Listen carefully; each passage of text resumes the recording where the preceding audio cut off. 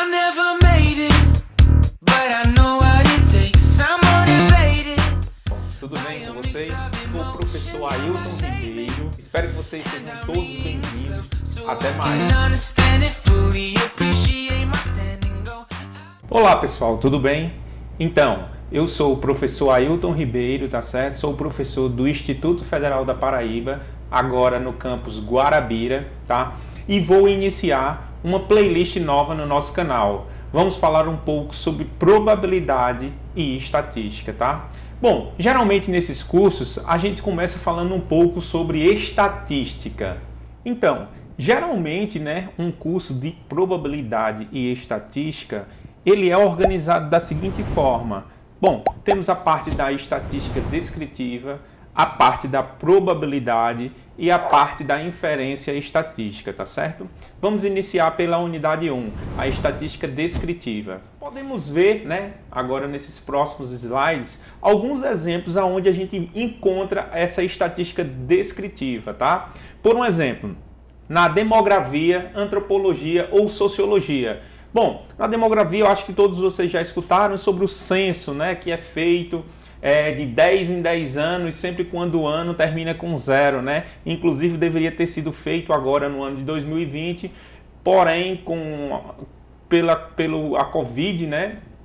19, não teve como fazer e foi adiado para o ano seguinte, tá? E o que acontece nesse recenseamento? Ele tenta compreender, né, contar e compreender de como evolui a população sobre quaisquer aspecto que ele quer saber, sobre o sexo, né, idade, raça, escolaridade, fluxo migratório, nutrição, enfim, várias perguntas que são feitas nesse recenseamento. E aí os cientistas, né, eles desenvolvem modelos matemáticos para prever se uma população vai aumentar ou diminuir, tá? E fornece informações que ajudam no planejamento urbano de uma cidade.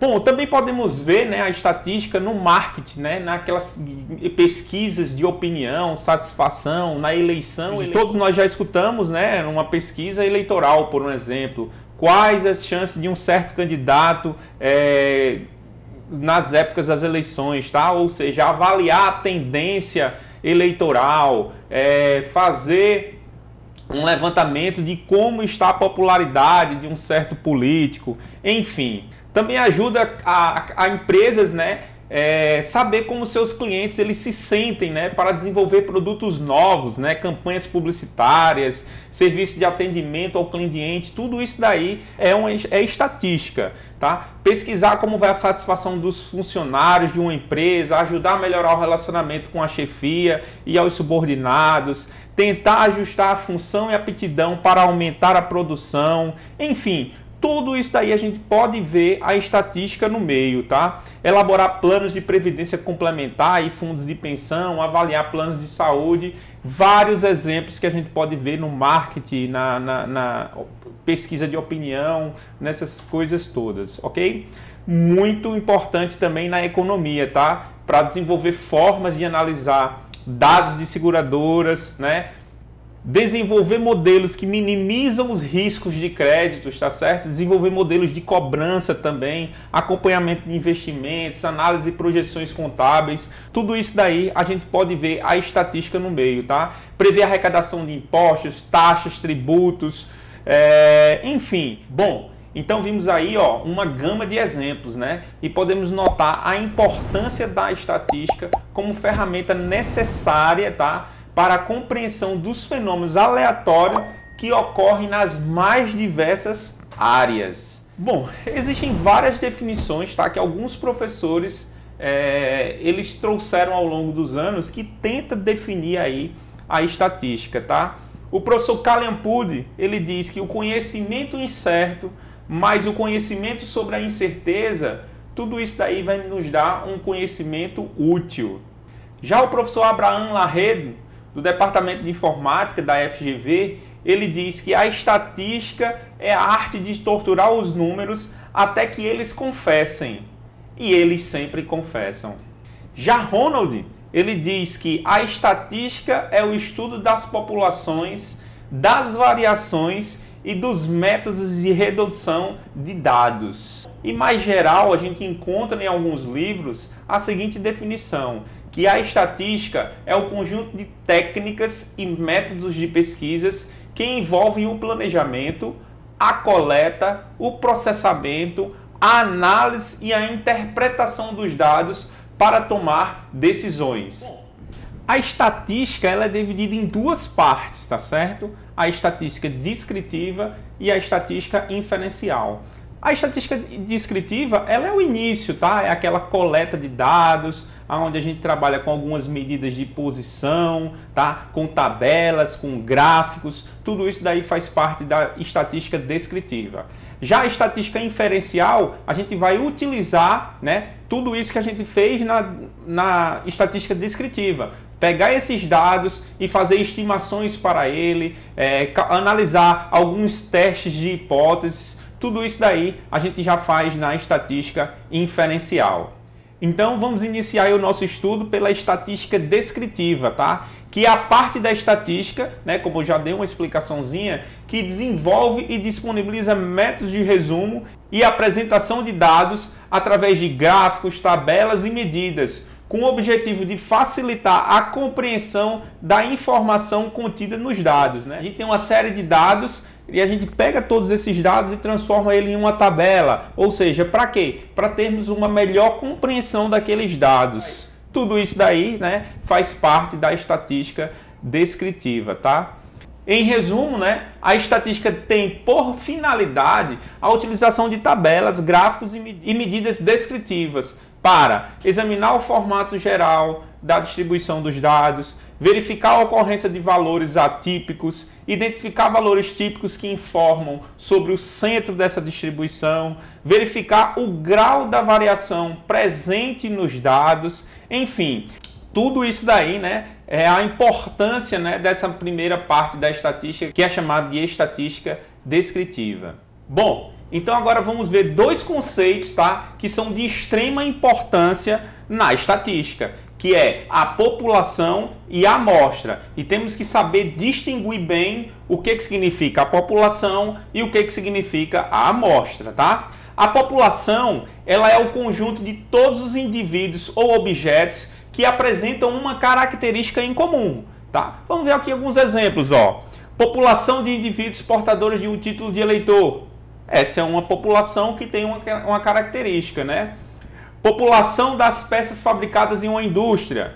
População de indivíduos que contribuem com a previdência privada. População das ações negociadas na Bolsa de Valores num determinado período. População de árvores de determinada espécie. Então, ó, quando tivermos um conjunto de indivíduos ou objetos que apresentam uma mesma característica, tá? Uma característica em comum, isso daí a gente está falando da população. Em muitas situações, né, na prática, é impossível observar toda a população, tá? Ou seja, a população ela vai ser algo muito grande, enfim.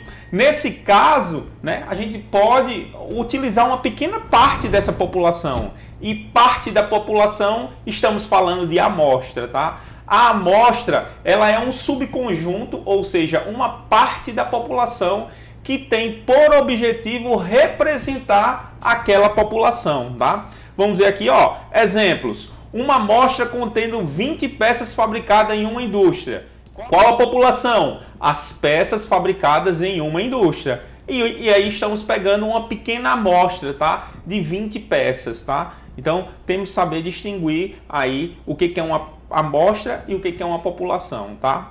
Selecionar as ações negociadas por um período de 1 hora na Bolsa de Valores. Bom, a Bolsa tem várias ações, né? Vários papéis. E a gente vai fazer o quê? Vai selecionar os mais negociados naquela última hora. É uma amostra da população, né? Dessa grande população, tá? Então, ó, vamos observar aí o seguinte. Uma amostra, ela é dita representativa da população se a partir da análise dessas amostras podem ser obtidos conclusões passíveis de serem generalizadas para essa população, tá? Então, se pegarmos uma população tal que através dessa população podemos tirar conclusões passíveis de generalizar para a população toda, tá? Essa amostra aí, ela é dita uma amostra representativa. Bom, mas em situações práticas, tá? Nós não estamos interessados nas unidades populacionais propriamente ditas, tá? Mas sim em características dessas populações, tá? Ou características atribuídas a elas, tá? E essas características, elas vão ser chamadas de variável, tá? Uma variável, tá? É uma característica populacional que pode variar de um indivíduo para outro em uma população, tá? E geralmente denotamos essas variáveis por letras maiúsculas, tá? Do alfabeto X, Y, Z, tudo isso daí são exemplos, né, de variáveis. Bom, as variáveis, né, elas podem ser qualitativas ou quantitativas, tá? E essas variáveis qualitativas, elas podem ser tanto nominal como ordinal, né? Já que isso daí tudo a gente está falando de quantidade, tá? Já a qualitativa, né, são as discretas ou contínuas, né? As quantitativas a gente está falando aí de quê? De quantidade. E aí a gente vai definir, tá, cada uma delas. A variável qualitativa nominal, os seus valores possíveis são diferentes categorias não ordenadas, tá? Conforme as quais cada observação pode ser classificada. Por exemplo, o sexo, masculino ou feminino, né? O estado civil, solteiro, casado, divorciado e etc, tá? Fumante, sim ou não. Região geográfica, norte, sul, leste, oeste, né? Já as variáveis qualitativa ordinal, né, os seus valores possíveis são diferentes categorias ordenadas, conforme as quais cada observação pode ser classificado. Então a nominal não pode ser não é ordenada e a ordinal ela é ordenada. Por um exemplo, a escolaridade, bom, ela tem uma certa, né, ordem: analfabeto, fundamental, médio, superior e aí assim por diante, né? A classe social, alta, média, baixa, né? A resposta a uma pesquisa sobre a qualidade de um serviço, bom, regular ou ruim, tá? Então a gente consegue perceber aí que a variável qualitativa ordinal, ela tem uma certa ordem, né?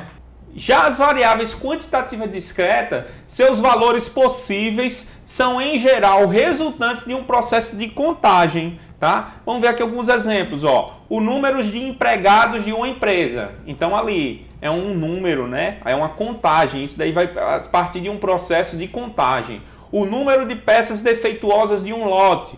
Números de pensionistas de uma determinada cidade. Número de ligações que chegam em uma central telefônica, tá? Então, tudo isso daí é resultante de um processo de contagem. Já a variável quantitativa contínua, seus valores possíveis podem ser expressos por meio de números reais, tá?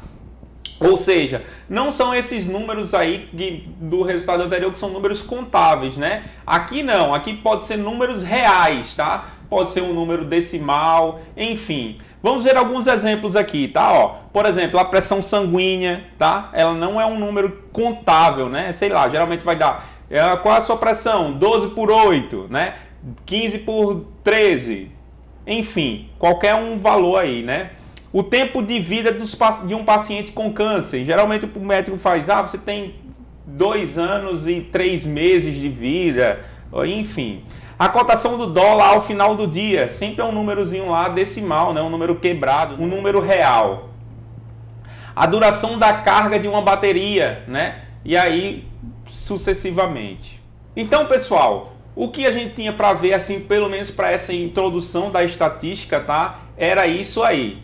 E nos próximos vídeos a gente vai aprender um pouco sobre como construir tabela, tá? Os elementos importantes em uma tabela e tudo mais, tá certo? Ó, o vídeo eu acho que ficou um pouco longo, tá? Porque essa primeira parte ela é assim mesmo, porque tem várias partes aí teóricas que a gente precisa saber, ok, pessoal? Mas a gente no próximo vídeo a gente vai ver e dar continuidade ao nosso conteúdo aí, tá? Então, se você ainda não é inscrito no nosso canal, se inscreva, tá? Assine as notificações e compartilhe com toda a sua turma, tá certo? No mais, obrigado e até mais. I never made it, but I know what it takes. I'm motivated. Tudo bem com vocês? Sou o professor Ailton Ribeiro. Espero que vocês sejam todos bem-vindos. Até mais. Understand it fully.